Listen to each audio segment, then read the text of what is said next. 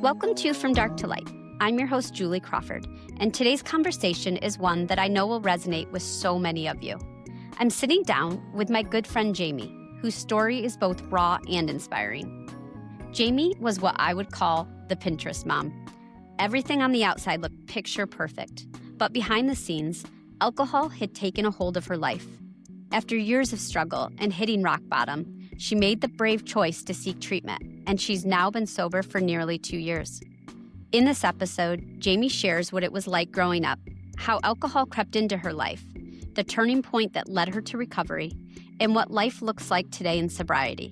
Her honesty and courage remind us all that no matter how dark it gets, there is always light on the other side. Hello, Jamie. How are you? Hi, Jules. I'm good. Thank you. Good. Well, thank you for being on this podcast today with me. You and I go back about 10 years, and we have been great friends for a while now. And I've seen you in the best of times and sometimes in the worst of times. And I think you could say the same about me. But today's topic is something that I think is going to resonate with so many people, and not just moms, but most people. But we're going to start with life growing up. Tell us a little bit about what life was like when you were a kid. Yeah, so I was an only child. I grew up in Minnesota here in the Midwest, the friendly Midwest. My parents divorced when I was like 4 years old, and my parents were always really good friends. So I grew up in 2 different homes, but I also grew up with my grandparents at times as well. With all of your family, Yeah. How was alcohol present with your mom, with your dad, with grandparents? Like, was it always around when you were a kid? So I was thinking about this, and I really uncovered something just thinking about it this morning. I had 2 different experiences as a kid with my exposure to alcohol. Yeah. With my mom and my dad, it was problematic most of the times when they drank. It made me fearful and anxious because sometimes they wouldn't be, I couldn't rely on them, or my dad would get really angry. They would argue pre-divorce and after divorce. My mom would get very scary. She would fall asleep. It just, you couldn't rely on anything. Mm-hmm. But then the other exposure I had growing up, and this is at the same time, was my mom's sister, my aunt and uncle and their family. And they enjoyed alcohol in a totally different way, a very social way. They welcomed it. It was acceptable. It was a joyful thing. I found pleasure being around them when they were having it during holidays or up at the cabin or whatever. And in a sense, I kind of glamorized it. So growing up, I kind of had 2 schools of thought. One was alcohol made me fearful, and it was made for an unsteady home. And then the other school of thought was, wow, this is something that can accessorize any event, bring families together, laughter and cooking and, all of the things. So it was 2 totally different perspectives growing up. Yeah. I hated when my parents drank. So I grew to hate alcohol from that perspective. I loved being around my aunt's family. That's what made me really enjoy alcohol, wine in particular, because it came with a sense of those memories of cooking and togetherness and cheersing. Interesting. So Okay. we did talk about that and when you and I've had these discussions, and yeah, it was 2 very stark perspectives. Yeah. So, you and I know a lot about each other's pasts and stuff. And I was thinking about this question for myself. And I was like, when I grew up, I remember, my dad's an alcoholic. And my mom, when she would randomly, very rarely have a wine cooler, I remember a sense of panic, being like, why are you drinking that? You don't drink alcohol. Like, why are you drinking? And she'd be like, honey, it's okay. Da, da, da. But I remember this sense of panic because she was the safe person. He was not. When he was drinking, we knew that's just how he was. When she would, and she never got intoxicated or anything, but for us, I remember as a kid, it was very scary if she even had a wine cooler, my reaction. So, and that's such the powerful thing about alcohol, that it can do to a young child and have give them such deep-seated issues growing up is it can strike fear and panic in their heart because it can make things really ugly and really messy. Yeah. And it can affect the rest of their life. So how did alcohol follow you through college and, after you got married? What was that relationship with alcohol like then? So again, I just had all these epiphanies this morning when I was deadheading outside in my yard, and maybe the best brainchilds come from out in nature. But so I had those two exposures to alcohol growing up. And then through high school and through college, it was always just kind of an accessory to fun, right? It's just going to be a tool to amp up the party, loosen up a little bit. But I never got in trouble with it, with the law. I never physically got in trouble. I never made super bad decisions when I was drinking, thankfully. So it wasn't an issue. I would say it was very normal throughout high school and even through college years. And I even went to a party school. My junior year, my husband and I, we studied abroad. And this was another new introduction to alcohol in a different type of form. We studied in London and we traveled around Europe Friday through Sunday, 6 of the days of the week we would travel around. And it was so socially acceptable there and part of their culture that was a whole nother form of exposure.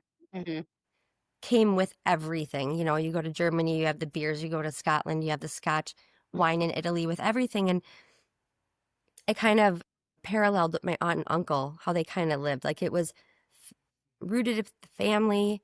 It was part of the social event. It was part of what you were doing. So I experienced that. So I included a lot in almost all of everything that we did in Europe. And then we came home, and that summer I found myself, I was living with my parents before going back my senior year of college.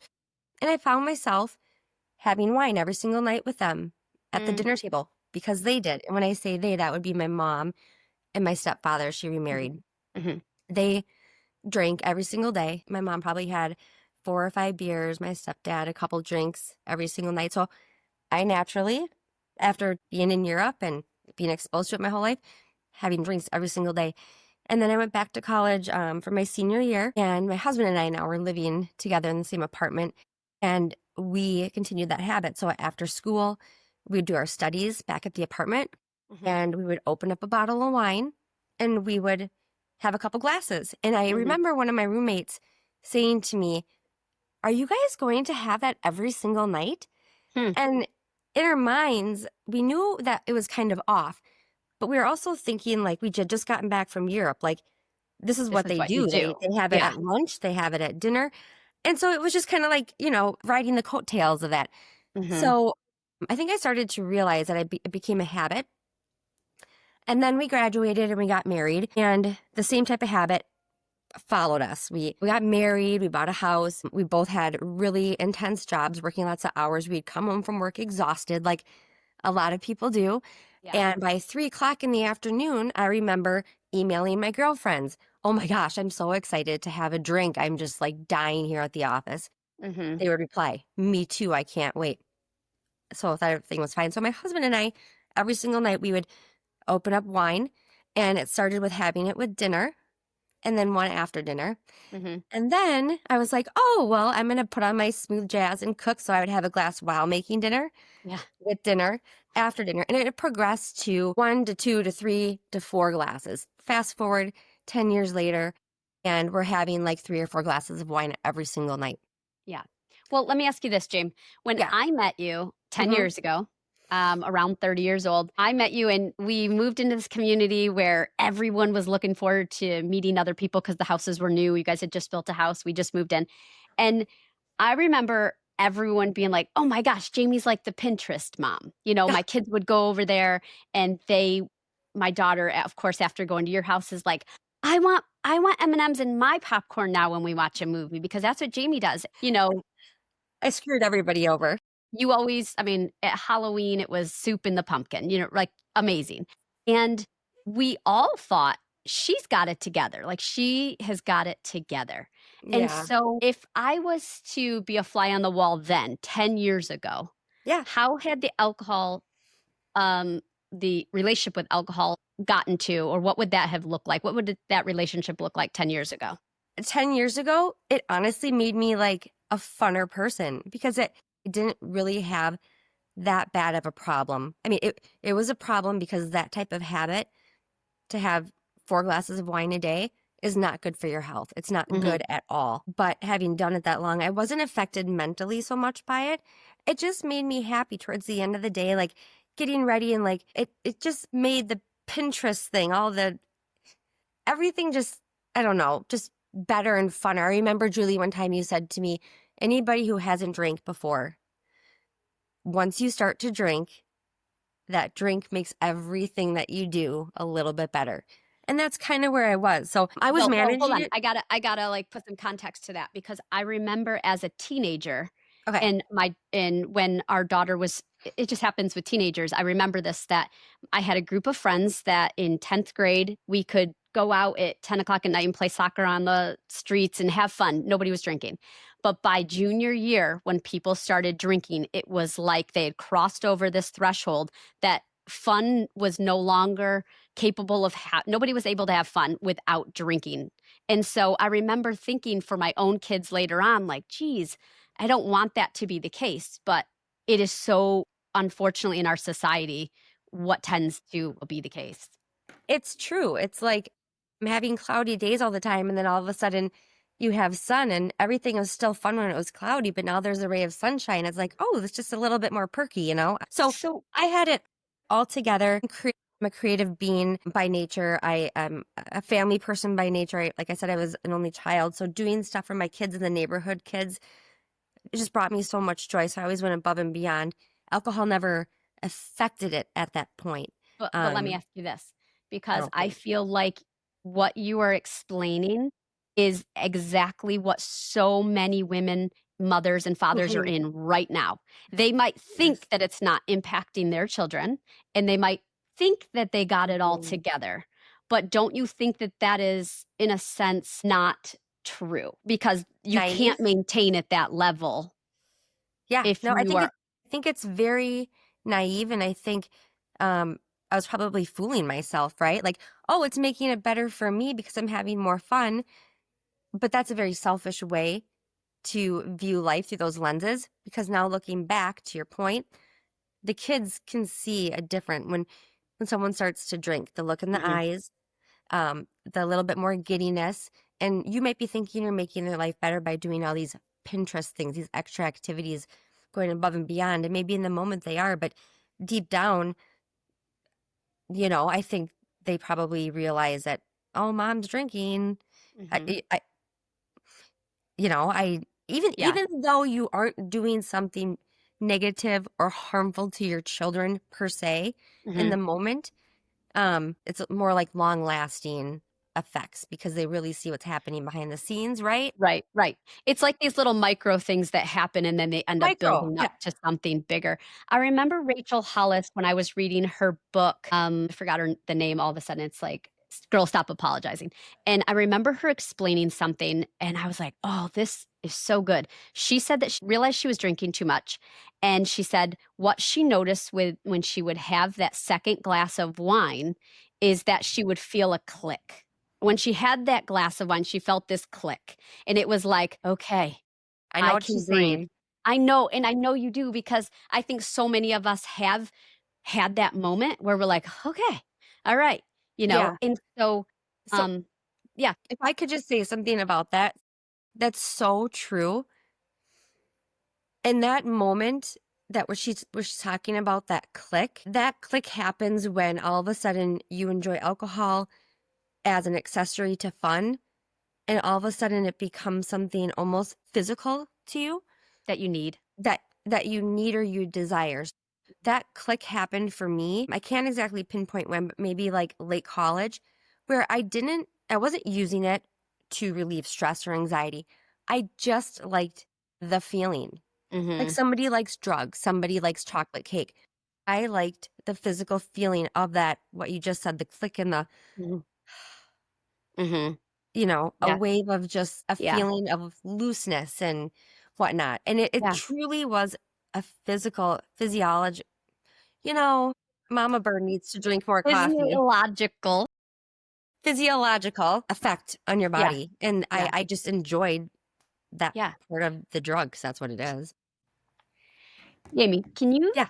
take us back to from the time that you started until you stopped? What was it like? Yeah, so alcohol use for me really took on on its own body, its own form, and it transformed throughout my use, right? So it's interesting because the viewers here are all going to be at one of these stages that I'm going to talk about, and you'll be able to resonate with it and be wary that you might go further into where I had to go, where I eventually had to go to treatment. Alcohol started when I started using alcohol. It was for fun, an accessory to fun, no problems with it. That turned into, over a solid 6 years or so, into a habit. So then it was drinking every single night, and that was for another, let's say, 5, 6 years. Then it became something that I became dependent on because for anxiety. So it went from fun to just a habit to loosen up after work, to a way to deal with the stress at work for anxiety. Jamie, so you explained that it started off as fun, Yep. drinking was fun, and then it became into something where you became it became a habit, It right? An became a everyday habit. habit. A Yep. glass or 2 or 3 A a harmless night. habit. It went Yeah, from fun to a harmless habit. okay. And then probably into a routine of that, right? And then it A became routine. something that you felt you needed because you started to get anxious and this would calm your anxiety, right? Right. So then I started to get anxiety from the stress load of work. Mhm. And I knew at the end of the day, waiting for me was my routine, my habit of Mhm. having that wine. Not only did it physically loosen me up, but now I needed it for the mental capacity, Mhm. for the mental support. So now I use it as a physical crutch and now a mental crutch, which becomes very dangerous. I found, Mhm. after seeing the cycle and the snowball that happens, using it for anxiety to wash away the day's stress. And then you Mhm. wake up the next day to go back to the place that's causing the stress, but you feel awful and cloudy. And what does that do? It provides you with more anxiety. And Mm. so the snowball keeps getting bigger and bigger. And you don't see that at the very beginning because you Mhm. get that immediate gratification of it took away the stress at the end of the day. Mhm. But it's dangerous Yeah. because it just keeps getting bigger and bigger, and you lean on it more and more and you become dependent on it. Mhm. And that was also when I started to realize that this has become not just fun, not just a habit, not just a routine, but now a dependent issue. So And when did you actually feel that fear of like, shit, I might have a problem? Did you say this out loud to yourself? Were you looking in the mirror? Were you saying it to your husband? Were you like, okay, no, I'm fine. I got control of this. I can control this. And then did you try to control it on your own and realize you couldn't? What did that look like for you when you realized, uh-oh, I I might have think a it problem? was before I had kids, when I was really stressed out with my job, and I felt like I needed it to be able to, as people take pills for anxiety, Mhm. that's what I was using it for. Mm. And I thought to myself, oh, this is not what I began drinking for. Mhm. This has become something that could be a lifelong habit, or something that it's not the right tool to deal with my anxiety. So you had the indication or that feeling years before you Mhm. actually got help. Yeah, Why why 10 didn't you years. get help then, James? It wasn't talked about as much then, I guess. When Did I anyone say they were concerned about you then? Did anyone no. mention? No. Was it because the people you were hanging around with, your husband and your parents and they also were drinking the same amount, so you were like, "Yeah, I guess I'm okay." Yeah, I mean, the place that I worked at, everybody went to happy hour. Now, I Mhm. was probably like, what, 20, 24, 25. Everybody was going to happy hours, pre-kids, Mhm. and staying out till 11 o'clock at night. And it all of our friends were as well. Yeah. It was a period before we had to grow up a little bit before kids. So Mhm. I didn't think it was an issue. And I don't think the people I was with were mature enough to realize that perhaps I had an issue because they Mhm. probably were in the same boat as Mhm. me because we were just innocently drinking at that point. Sometimes, what happens is and you think you're having innocent fun, and then all of the sudden, like overnight, you realize this has become something that's more of a monster than I thought. And Mhm. you don't realize it. I don't think the people around you who are doing the same activities realize it either. So you fast forward, say you have your children Mhm. and you continue to progressively drink. And can you tell us how your drinking then impacted your children, or at least maybe you now realize that it impacted your parenting or your children? Well, can I just step back to Julie when I Yeah. was pregnant? Hmm. Because I think a lot of viewers who may be finding themselves struggling with alcohol are thinking what I probably thought before I got pregnant, and that was ruh-roh. Like my routine every single night. Like, how am I going to relax at the end of the night? I mean, Mhm. you certainly can't drink when you're pregnant, correct? So I just wanted to touch on that because it's a real like embarrassing fear, Fear. or like, how do I deal with this situation? Because once you're pregnant, you're stuck with it. You have to be Yeah. super mentally strong. And Mhm. it was hard for me.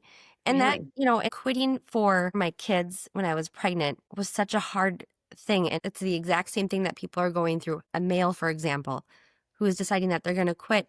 It's not because they're pregnant, but it's that same feeling of, wow, what now? But I just wanted to touch on that for the ladies out there who are pregnant and Yeah. they just don't have a choice, because Yeah. that was tricky. You have to be mentally strong for that. Yeah. So how did you get through that? Because I think saying somebody who needs to be mentally tough, is it, I mean, I think it's easier said than done. How It how is, were you it's able to? because you're in a situation where you're putting someone else in front of you. Like, you Mhm. have to tell yourself you don't have a choice. Mhm. This is someone else's life. The people that aren't pregnant and are still having to make that choice to quit drinking, Mm. we're not always our best friends. Mhm. So we don't just quit for ourselves. It's harder just to quit for yourself. It's Right. So easier true. when someone else is depending on you, I Yeah. think. Yeah, that would make sense for sure. Hmm. So, back to that question about how you were able to stop when you were pregnant, and then you have the kids and, Hmm. Pinterest mom and all of that. But obviously the drinking is progressing. How how did that impact your family and your children in ways that maybe you weren't aware of at the time, but you are now? I was doing, I found myself reenacting some of my childhood pet peeves that I saw in my parents. The first one was the eyes. And anybody watching this knows exactly what I'm talking about. You get a different look in your eyes. And I always told myself when I was a little kid, when I become a mom, I will not ever look at my kids and say, I love you, or tuck them Mhm. to bed with those eyes. So that was one of the ways that impacted them. Also, I'm a very affectionate person as it is. I mean, I'll go up Mhm. and hug a stranger at the grocery store, and Yeah. weirdo alert. But when I drink, I get extra affectionate. So I'm sure they noticed the uptake and the kisses and the hugs and the tickles and all that stuff. And it drove me nuts when I was a little kid. My mom, she would become just that extra, touchy, and it made me sad because I loved getting that affection from my mom when she wasn't drinking. But when she was drinking, I was just like physically opposed to having her by me. And Mhm. it kind of tarnished that beauty of Mhm. um a mom and a daughter, mom and two people in a relationship. That tarnishes the beauty of affection because it has a negative connotation when, yeah, that alcohol. And I was doing that to my kids. And at the Mhm. time, I wasn't thinking of it. But looking back, I'm like, oh, dang it. That's another thing I did to my kids that happened to me, and that I absolutely drove me nuts. Mhm. Another thing that I know that the kids noticed, that my husband and I thought we were being sneaky, and my parents used to do this to me when I was younger. Because when you are or anybody in your life who is drinking and they may have a problem, you're always a heightened awareness, right? When you're with that For sure. person of what they're ordering at a restaurant, what they're doing, the wine cooler, like you said, with your mom. Hmm. So my parents, or my mom specifically, I remember we were at a restaurant one time and she ordered a um, bloody, a virgin Bloody Mary. Hmm. And she knew to say that because I was watching her, and she winked I saw her wink at the waiter, and I followed the waiter back to the bar and pretended like I was going to the bathroom to make sure that it was a virgin. And I Wow. knew it wasn't going to be. Yeah. She winked at him. So Yeah. she was, trying to play those tricks. And so Tom and I would do that when we would go out to like Red Lobster, for example. They'll say, "Do you want the 4-ounce pour of wine or would you like the 8-ounce?" So you'd be like, Hmm. "Oh, the 8-ounce, really quick," And so the kids noticed that, I'm sure, Hmm. it's Hmm. little things like that, like the micro things that you were talking about Yeah. that all Yeah. add up. Yeah. And I'm mad that I repeated the cycle because you are in control of doing that or not doing it. And there were some things that I repeated. Hmm. But the amazing thing is that you stopped it. And Yes. we're going to get to that because I think that that's what so many people don't do. They don't stop the cycle, and I'm just so proud of you for stopping it. And we're going to get to that. But I wanted to first ask you, when did you start to hit rock bottom? What was rock bottom for you that made you realize that you needed to get help? I hit it wasn't it wasn't a chunk of time. It was a moment in my head that I remember. And that was when I had it was after I had kids, probably 4 years before I quit drinking. Had my typical few glasses of wine at night. And for whatever reason, I decided, and I don't drink hard liquor. I don't like it. For whatever reason, I decided, oh, well, I'm not going to have any more wine. I'm just going to have a little sip of our tequila that we had for margaritas the weekend before, whatever. Mm-hmm. And being that I don't drink hard alcohol, and I made the stupid decision to tap into it, I ended up falling asleep on the couch. And my husband came home, and the kids were sleeping at this point. It doesn't matter. If your kids are home and awake, home or sleeping, they were sleeping. And my husband came home from whatever event he was at, and I was on the couch sleeping, passed out, and he couldn't wake me up. So he called over a married couple, some friends of ours, Yep. and they tried waking me up, and they shaking me and could not get me to wake up. Mm-hmm. And I don't remember that night, and I do remember the next morning though. Like in the pit of my stomach, I can still feel it to this day, how awful and scared and anxiety ridden I was. He told me, "Jamie, last night you scared me so bad. The kids were Mm-hmm. sleeping. They woke up to see everything I'm about to tell you." Mm-hmm. And I can still feel the moment, and I'm thinking, okay, let's hear it. And he progressed to tell me that, the kids woke up. I got home, couldn't wake you up.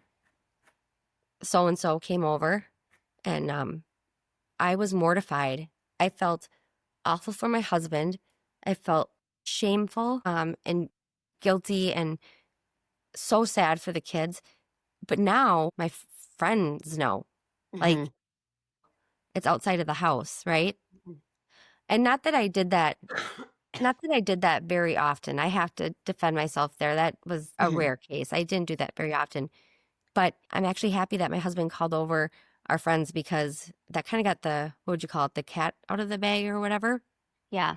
But So that's when friends start to get involved, and you have to start making some more grown up decisions on, so then or what'd you do from there? facing your own demons, right? You're facing your Yeah. own demons now. You have Yeah. to. So what did you do after that? In that specific moment, I tucked my tail between my legs and texted and called my two friends. It was very, very embarrassing, very shameful. They provided me with a bunch of grace and a bunch of love. And the wife, though, who I love to pieces, she was a little stern with me, Mm-hmm. like, open your eyes, Mm-hmm. Yeah. because there were other eyes, little eyes that Mhm. saw what happened last night, Mhm. and your husband was scared and we were scared, and it was like 11:30 at night that we had to come over. And so, they were loving and gracious, but they kind of gave it to me a little bit. And that's when the thinker started going like, this cannot happen again. It cannot happen because it was such an awful experience. It was terrible. Yeah. So I'm so grateful that I have friends who can be loving, but love you enough to say, hey, wake up a So little I bit. know that that week was really tough and you'd made a decision that you were going to go cold turkey. Tell us what happened when you decided to do that. Yeah. So, and this is also very, very important for people to know. You need to be careful when you go cold turkey. Um, I had had enough of. I became mad at alcohol, mad at myself, but mad at alcohol, the vehicle that was bringing me to all these anxiety-ridden and bad decision places. And I reached out to my friend who is in the medical field and told her about how I was going to maybe go cold turkey. And she said, do not, absolutely do not. I see people come into the ER all the time that try to go cold turkey, and some of them do not make it. And I did not take her advice, and I decided to go cold turkey. So they say on between days 1 and 5, you'll experience different medical symptoms or whatnot. And some people, no problem. Other people, like me, on day 3 of being cold turkey, I end up having a full-blown seizure. No symptoms leading up to that whatsoever. No shakes, no sweats, no vomiting, nothing. I felt perfectly great. And in the kitchen on a Saturday after doing yard work, the whole family in the kitchen sitting down for lunch, and I was standing at the counter and I fell over, had a seizure, turned blue. My husband had to give me CPR, and the kids ran out of the house to the neighbors, asking to call 911. Tom called 911. Before I knew it, I was laying on my kitchen floor with paramedics over me, not knowing what was going on. Took an ambulance ride down to the hospital, and I honestly don't remember anything after that. But do you want me, Julie, to go into just really quickly about how that seizure happened and why? No, not necessarily. But Okay. what I would love to know is you said that was 4 years before you actually stopped. And I know that as a friend, we had seen each other. You guys had come out to Colorado to visit us, and we started to see a really different side of you and your Hmm. husband. A lot of anxiety. Um, it just seemed like you guys were different people, especially you. You just were so different and Yeah. almost difficult to be around. And I remember some of our friends contacting us and they were saying that they were very concerned about you. And I think towards the end, especially, I mean, I've told you this later on that several of the friends were like, you know what? If we're not going to be friends anymore, that's fine, but we're going to get her. We got to get her help. We've got to get her help. And if she's mad at us forever, then that's fine. And I know your mom passed away, and we kind of all were like, oh, wow, this could be a very bad turning point. I flew up for your mom's wedding, and when I saw you, I almost cried because you looked so awful. Not the Jamie, the vibrant, working out 5 days a week, healthy Jamie. You were a shell of yourself. And I thought when I left your mom's funeral, if we don't get her help, she is not going to live. Hmm. And, Yeah. and I was terrified that that was the case. And you read that right. I look at pictures now and the bloating in my face, everything. But you were like 80 Scary. pounds, so skinny, but then your belly was and you've always had this like ripped I mean, incredible physical but you just looked so beaten Yeah. down. Yeah. Yeah. Knowing with my mom passing away, knowing how I handled my dad passing away, Yeah. like 18 years before, I could not do that again with my mom because now I had children and Mhm. I was already in the thick of having a really, really dangerous habit. Mhm.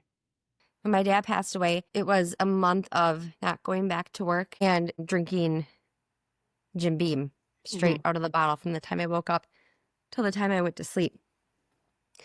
And for someone who doesn't drink hard alcohol, you can only imagine what type of mess I was in. Mm-hmm. Very angry mess. He was my very, very best friend. Mm-hmm. So I knew I could not go into that pattern. But after that month, I snapped out of it, went back to work. But anyways, I knew I couldn't do that after my mom passed away and cope in that manner. And then, so that was one factor. So I knew I had to use some type of other mechanism to deal with my mom's death, and it could not be alcohol. Mm-hmm. Then I also had a friend group who God has so graciously blessed me with, who were collectively concerned, and they're being vocal about it. Also, on top of that, I was scared. Because physically, Mm-hmm. I was scared. I was throwing up every single day for months, every single day. I was shaking so bad I could not even write in the morning. And this is like really hard stuff to say out loud because it's embarrassing. You know, it's hard. It's hard because I strive for 110% in all the areas of my life. Mm-hmm. And it's so sad to look at the me back then. I just want to give her a hug. Mm. But the physical things I was seeing, the throwing up, the shaking where I couldn't even, I mean, Julie, I would like go out to lunch and I would be like this, right?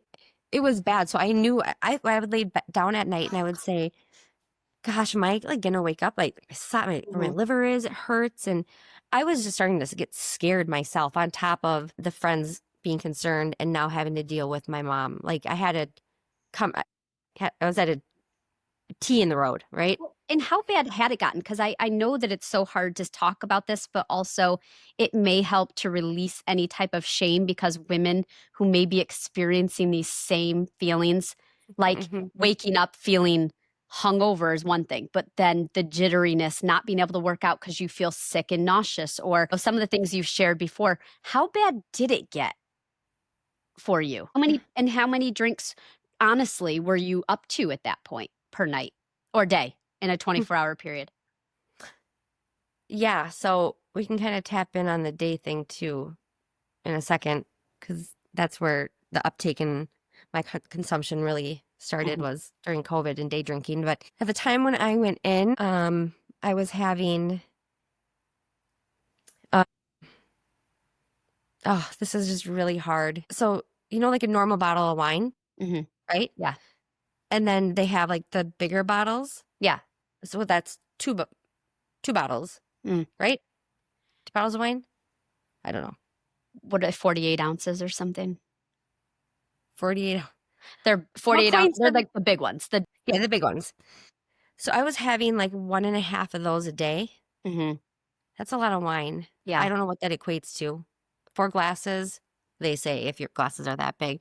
4 glasses and a bottle of wine. So 8 glasses of wine a day. Mm-hmm. Mm-hmm.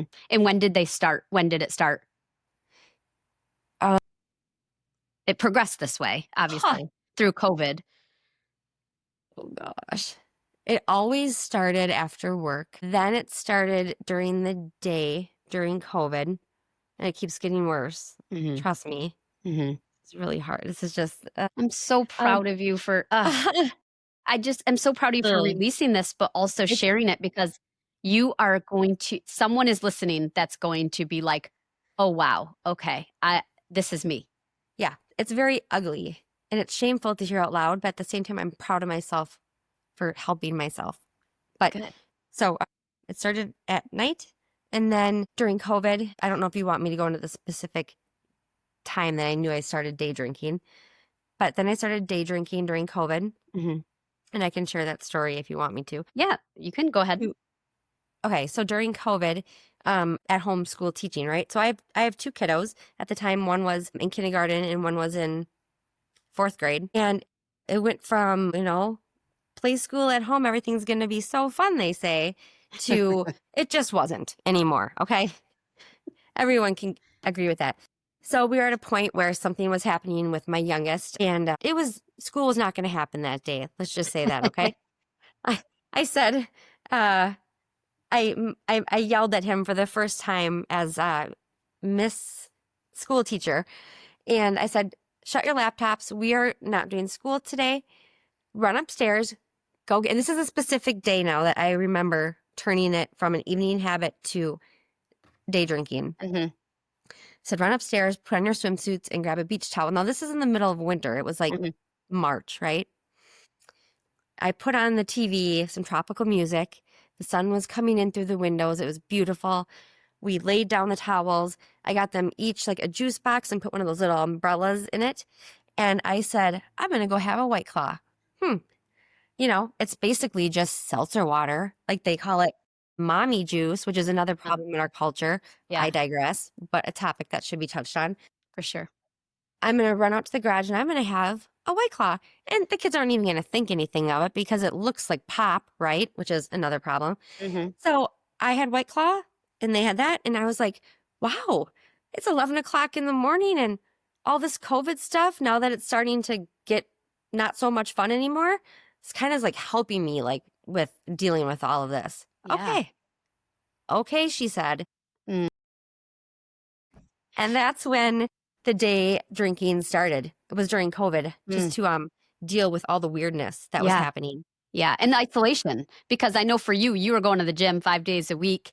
You had a routine. Your husband went to work, kids went to school, and you just had the house perfectly good when they got home, dinner on the table, and then you're like stuck like the rest of us. Yeah. Yes, and COVID messed me up. You're right, Julie. You know, I was a stay-at-home mom. I always have I will say it, like a model looking ready home. Mm-hmm. It's tidy, it's clean, it's decorated nice. I was going to the gym 5 days a week for 2 hours. Mm-hmm. I'm a social person. And then all of a sudden, shut down, lockdown. Yeah. And that messed with a lot of people. Mm-hmm. I didn't think it was going to mess with me. It messed with me. Yeah. So then fast forward to this is progressing, right? You start day drinking. So this is where it gets hard, right? So COVID ends, go back to normal. And now I'm feeling like the physical need, my body's needing it at this point now, because now I had been drinking since I was 18 years old. I'm now 40, right? Okay, 39, whatever. My body is dependent on this now. And I'm starting to just like feel the shakes and stuff when I wake up and I'm throwing up. So this is where it gets really embarrassing, but I think I can help a lot of people because you're not the only one out there. Mm-hmm. I would start drinking right away in the morning. Now picture this, okay? So you can't judge a book by its cover ever. Right. So I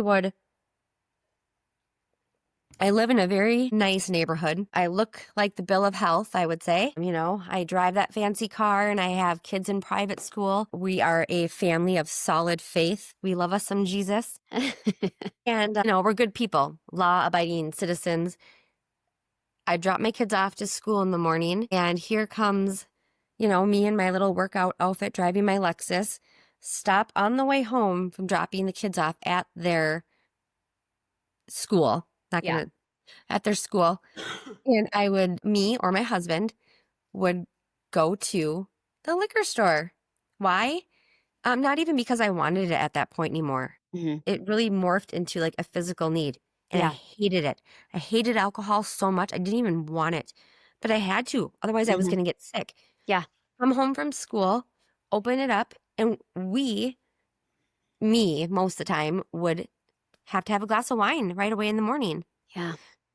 And it was awful. And I hated it. It was like I was only doing it to feel better physically. Yeah. And it made me so mad, made me so anxious, made me so sad.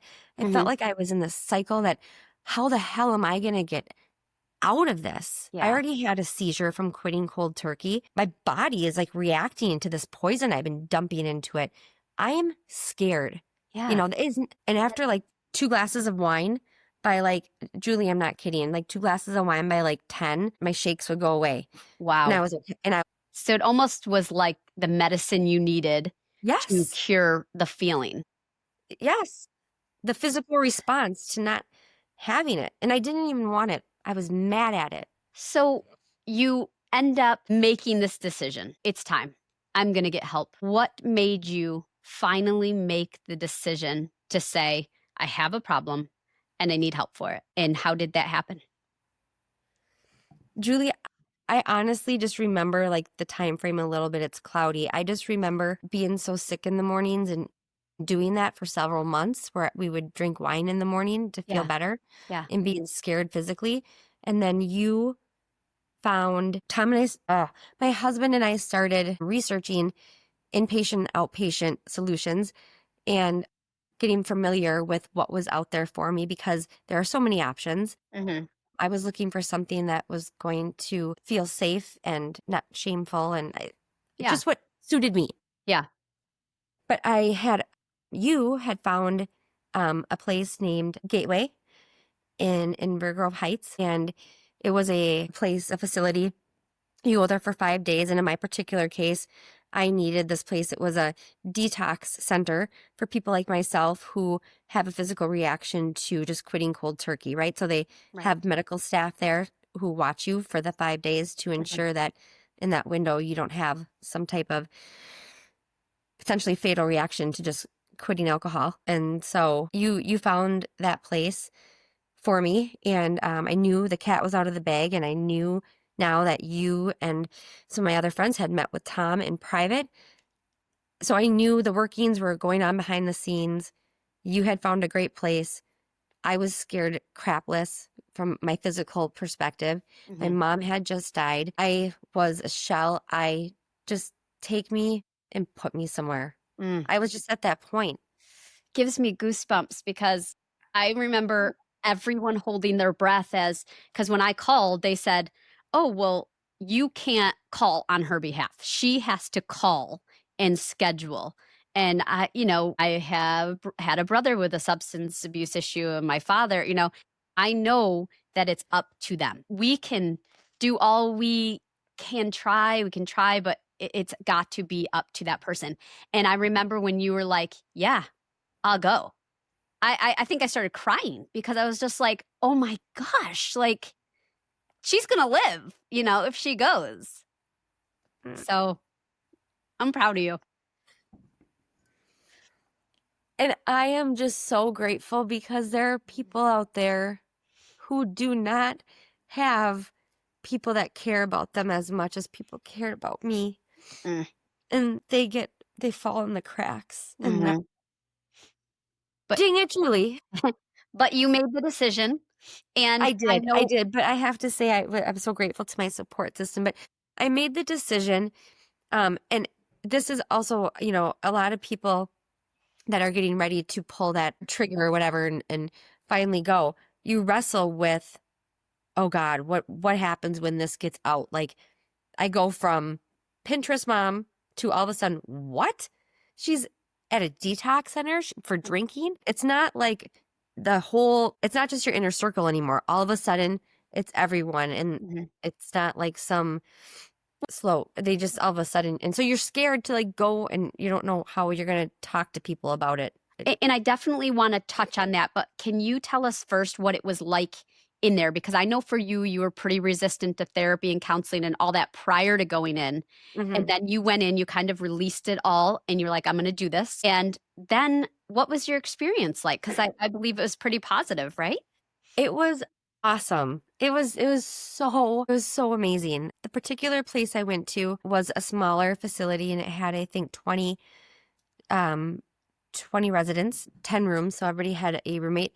And everybody at this facility, which this really made me feel okay to go there, was everyone from the janitorial staff up to the top doctor had to have gone through alcohol or drug abuse and inpatient treatment themselves. So you didn't feel like a schmuck, like walking in there. Not that people that are walking in there are schmucks, but you kind of just feel like, hi, I'm here for help. Like nobody likes to feel that way. So knowing that they all had been there and done that, you felt like you had your people. And so for the 5 days, there was almost like a schedule that you could pick out what class you wanted to go to for counseling. It wasn't mandatory that you had to go to certain ones. It was very much You choose on your own what type of class you want to take that day and how Mhm. many you want to take. I do remember, and I'll never forget this, my very first, when I first checked in, and this is all such a blur. It's so weird. With hard things in my life, my memory, I just don't remember them. It's like I black them out. But I remember getting there, and no cell phones were allowed, no communication at Mhm. all Mhm. on your own unless you use the phone there. Had to give my husband my wallet, my keys, my cell phone, and a hug and a kiss. And I walked through the door and the door shut. Oh, that was like um a scary feeling, but almost like turning the page in a book, hearing Yeah. that door shut, like a Yeah. new chapter. So I get there, and the first session I sat in, everyone was going around. And the counselor would say, "Can everybody please say your name and your DOC?" And I'm like, "What is a DOC?" I asked the person next to me. Yeah. They're like, "Drug of choice." And I'm like, "Okay." So they're going around the room. "Hi, I'm Emily, and my DOC is, cocaine. Mine's Mhm. alcohol. Mine's alcohol." And then I said, "Hi, I'm Jamie, and my DOC is alcohol." And then the second time he said, "I want you all to go around and say your name and say, 'I am a cocaine abuser. I am an alcoholic.'" And I thought, I've never said that out loud before. Mm. And they get to me, and I said, "I'm Jamie, and I'm an alcoholic." Even now, It's hard how to did I resonate. get there? How am I here? How has this happened? Can Right? you can you see it, James, as a progression though? If you were to, back out and see childhood and all of that, could you see how easy it was for you to Yes. become that way? Yeah. And I know Yes. that, you were very anxious when you went in to the point where it was out of control. Can you I had a tell us glass of wine before I went in. Yeah, can you tell us what life was like after you got out Mm. and how life changed? You're almost 2 years sober now. How has life changed for you? And then also touch on how, I think you were fearful of friends and judgment and other people, but actually how many people have come to you and opened up to you about their own struggles. Yeah. How has I life just get the changed? biggest sigh of relief and smile on my face. And I swear my blinds are shut right now, but I can feel the sun like beating in on me because that's how happy I am Mm. now that I am here. So when I first got home, just being so sober and clear headed, and my husband wrapping their arms around me, it almost gave me a regeneration of love for them. Like I haven't been so present enough to fully absorb Mm. that love. It was the Yeah. best hug I've ever had. And the biggest things that I have experienced since not drinking is I struggled with anxiety every single day. I have not had 1 ounce of anxiety since I quit drinking. Wow. Not one. Wow. I did a lot of praying about this, Hmm. but yes, that snowball, that cycle got kicked out of my system. Mm. So no anxiety. And I've heard that from a lot of people. That's one Hmm. of the best things. Another great thing that I've experienced is I'm reliable again. I didn't realize how unreliable I was until Yeah. I was reliable again. Yeah. Like, honey, you have to be picked up from volleyball at 10:30 across town. I got you, girl. Like Mhm. before it was like, and that is Yeah. not how a parent is supposed to be. Hmm. Shame on me. It feels great now to be like, I'm here for you. Yeah. You can count on me, Yeah. right? So the reliability is great. Physically, it feels like my body has now regenerated and is like thanking me every single day. Hmm. Yeah. It's coming back. I have no symptoms anymore. Um, and it's just like I feel like my body is thanking me Ugh. every day for getting that poison Yeah. out of myself and not slowly killing myself. Another great thing is I just being just present. Hmm. Julie, there were times that I I don't remember. Here's the wacky thing. Like there's times where I don't remember certain games that I Hmm. went to with my kids. Hmm. But here's the wacky thing. I had to have been drunk, Mm-hmm. but I don't remember feeling drunk. No Yeah. one thought I was drunk. My own husband didn't think I was drunk. Mm-hmm. Yeah. That's how you end up getting when you Yeah. are used to it that much. Right. You can drink that much, nobody even knows, but you don't remember because Mm-hmm. we were that drunk. Yeah. So Just became a way of life. well, and that's slightly terrifying. And Yeah. Yeah. but just being just being present and enjoying the every minute of God's blessings every single day that he has given us. And that is huge. My sleep, oh my gosh, I get such better sleep and I Mm. stay up so much later. And I don't know, everything is just better and sweeter and I appreciate things more Oh, and I I'm love it. happier I love it. and I on top see of a different things. you. I see a different you for sure. I mean, and you're just wonderful to be around. It's so nice to see you healthy and It's thriving and doing well and being the mom you always wanted to be and that deserve to scares have. me when you talk about that, Julie, about that time that you saw me at my mom's funeral. That whole time was a very big blur to me. Hmm. That scares me. It's like watching through your eyes, like watching me on the outside or something. Like, I guess I didn't realize how Oh yeah, bad, it was. It was. bad. And it's like, how does that happen? It's a tale of that's the true tale of danger and how Yeah, slippery slope it is. for sure. And that's why I think telling your story can help maybe prevent people from getting to that point Yeah. and them recognizing their issues. Can Can you I touch? touch? Go ahead. I was gonna touch on how I approached me giving up alcohol and turning it into a positive thing in my life to Yeah, please. affect the kids Yeah. and others as well. Yeah. Right. So this whole experience had its obviously negative effects on the kids, but now a couple years later, um, through talking to them about how good people and strong people can be overcome by substances, Hmm. whether it's a disease, a genetic disease that's been handed down, or a choice, whatever. Bad things can happen to good people by their own doing. Hmm. You also, kids, can course correct. Hmm. If you are strong and you are fighting for yourself and the people that you love, aka you, and then my husband, and you have the willpower, you can do hard things. Hmm. And they have seen me hit rock bottom and they've seen me fight for myself and them and come out stronger. And that's beautiful. Yeah. And they think it's beautiful. And they have thanked me. They Hmm. have thanked me for actually going through that experience, which, my goodness, with all the shame that brought, I'm thankful that they're thanking me because I'm like, something positive came out of this. Yeah. Yes. Yeah. But it's also about how we teed that up. Like Yeah. we can either take that negative experience and humdrum it and be like, that was a horrible season of our life, Yeah. or we can put it aside, recognize it was a horrible season, move on from there and use it as a platform and a teaching experience to our kids on how you can overcome hard things. Right. Right.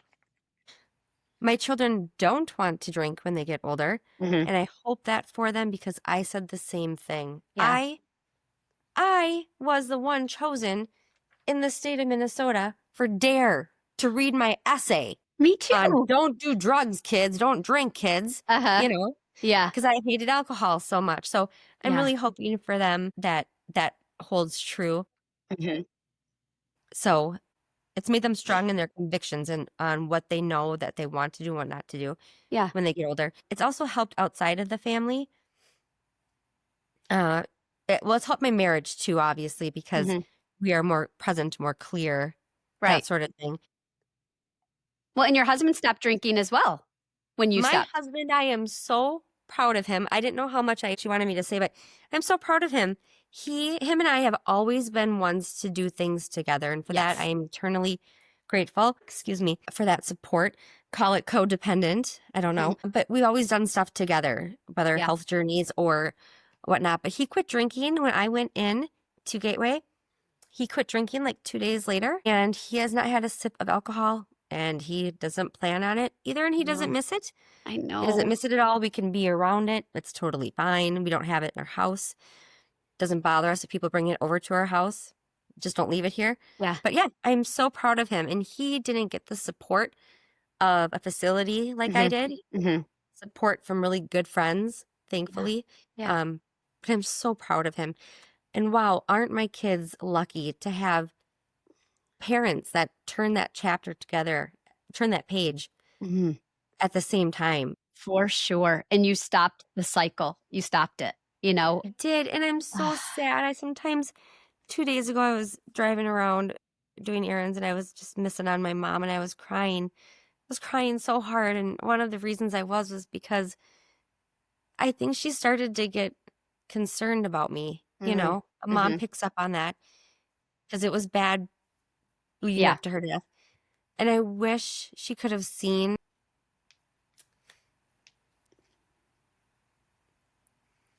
I wish she could have seen that I don't drink anymore. She would have been really proud.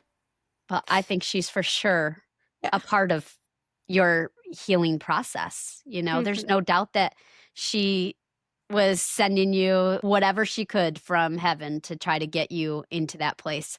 Because before that, you weren't really open to it. And then miraculously you were. You've helped a lot of people with your story, friends and stuff, because I think a lot of people think, like you were saying, you feel shame and you're like, this Pinterest mom. And then now all of a sudden people are going to talk about you or whatever.